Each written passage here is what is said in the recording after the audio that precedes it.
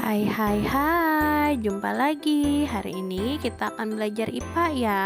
Disimak ya materi hari ini. Bagaimana keadaan kalian? Sebelum memulai pelajaran, marilah kita berdoa menurut ajaran agama kita masing-masing. Berdoa dimulai. Berdoa selesai. Misalnya, seorang peneliti harus memiliki keterampilan proses sains yang dikenal dengan metode ilmiah. Apa saja sih metode ilmiah itu? Yuk kita simak metode ilmiah. Yang pertama adalah merumuskan masalah. Biasanya perumusan masalah berupa sebuah pertanyaan yang membuat kita ingin apa yang kita ingin lakukan dalam proses penelitian tersebut. Yang kedua adalah mengumpulkan data atau keterangan. Dari pertanyaan-pertanyaan tersebut, maka kita ingin mencari data yang mendukung dan keterangan-keterangan yang mendukung, baik berupa buku, literasinya berupa internet, atau kita kunjungi perpustakaan yang ada di tempat kita masing-masing. Yang ketiga adalah menyusun hipotesis atau dugaan sementara. Dugaan sementara di sini adalah sebelum kita melakukan eksperimen, biasanya kita menduga terlebih dahulu apa yang akan terjadi ketika kita ingin melakukan penelitian tersebut. Yang keempat adalah melakukan eksperimen untuk membuktikan hipotesis atau dugaan kita. Misal kita ingin mengamati kenapa tumbuhan pohon pisang lebih cepat tumbuh dekat dengan kandang kambingnya, karena ternyata dugaan kita, kotoran kambing tersebutlah yang membuat tumbuhan pisang tadi tumbuh subur. Benarkah seperti itu? Mari kita lakukan penelitian atau eksperimen. Yang kelima adalah mengumpulkan data dari hasil penelitian. Data-data tersebut bisa berupa literatur, bisa melalui wawancara si peternak kambing tadi, dan bisa kita melakukan studi kasus ya. Yang keenam adalah mengolah dan menganalisis data. Jadi data-data yang terkumpul tadi kita olah, baik berupa grafik, diagram, atau tabel, dan kita analisis berdasarkan penelitian kita. Yang ketujuh, membuat kesimpulan. Jadi berdasarkan penelitian kita tadi, kita buat sebuah kesimpulan yang mendukung dari data-data yang kita peroleh.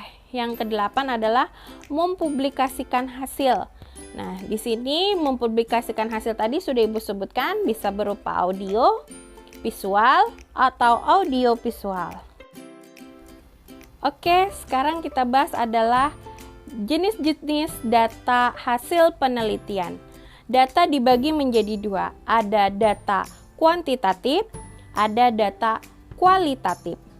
Data kuantitatif adalah data yang disajikan dalam bentuk angka. Contoh adalah pengukuran tinggi batang pohon mangga atau lebar buku tulis. Sedangkan data kualitatif adalah data yang tidak disajikan dalam bentuk angka berupa deskripsi. Contoh, ciri morfologi pohon mangga, ciri dari bentuk tepi daun. Itu adalah sebuah data kualitatif. Sedangkan perbedaannya dengan pengamatan adalah pengamatan dibagi menjadi dua. Pengamatan kualitatif dengan pengamatan kuantitatif. Pengamatan kualitatif adalah pengamatan yang disajikan dengan bentuk deskripsi. Contohnya adalah bunga mawar itu berwarna merah atau warna rambut Adi berwarna hitam. Sedangkan pengamatan kuantitatif adalah pengamatan yang disajikan dalam bentuk angka. Contohnya adalah tinggi pohon kelapa 20 meter dan suhu ruangan 30 derajat Celcius. Adapun sikap ilmiah yang harus dimiliki oleh seorang peneliti atau seorang ilmuwan adalah yang pertama, mampu membedakan opini dan fakta. Apa sih opini itu? Opini adalah pendapat yang dikemukakan oleh seseorang, sedangkan fakta adalah sesuatu yang benar-benar terjadi.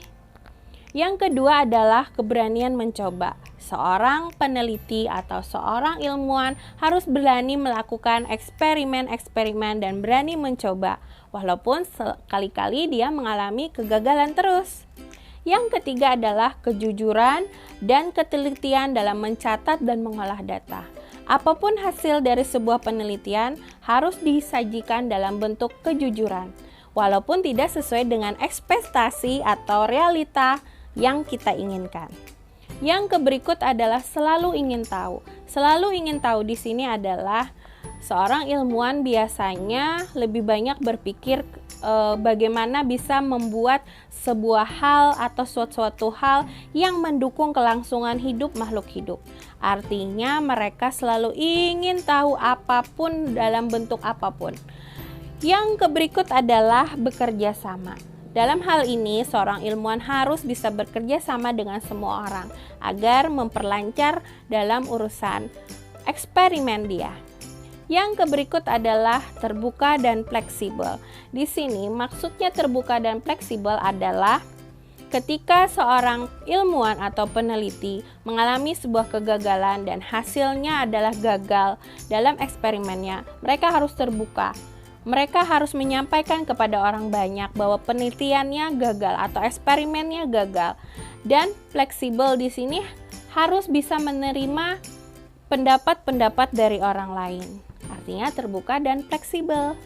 Yang berikut adalah bertanggung jawab. Apabila kita ingin menjadi seorang ilmuwan, kita harus bertanggung jawab dalam hasil penelitian kita kepada orang banyak.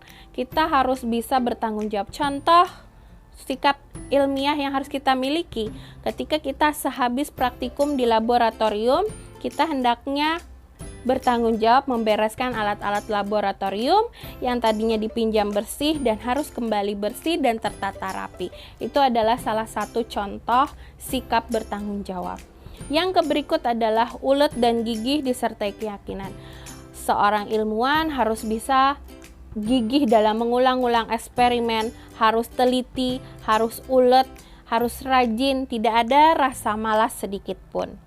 Yang berikut adalah mensyukuri karunia Tuhan. Ini adalah hal yang sangat penting bagi kita. Apapun hasilnya, kita kaitkan dengan semua ciptaan Tuhan, pasti ada gunanya, pasti bermanfaat untuk orang banyak. Oke, sekian dulu pembelajaran dari Ibu. Salah hilang mohon maaf. Nanti akan ada tugas dari Ibu yang akan Ibu bagikan melalui Google Classroom seperti biasanya. Oke, Ibu tak bosan-bosan mengingatkan kalian untuk tetap menjaga protokol kesehatan. Kalau tidak penting, tidak perlu keluar rumah, jaga sistem imun dan selalu sehat dan kerjakan tugas yang diberikan oleh Bapak Ibu di rumah kalian. Terima kasih. Wabillahi taufiq wal hidayah. Wassalamualaikum warahmatullahi wabarakatuh. Sampai jumpa pada pembelajaran berikutnya ya.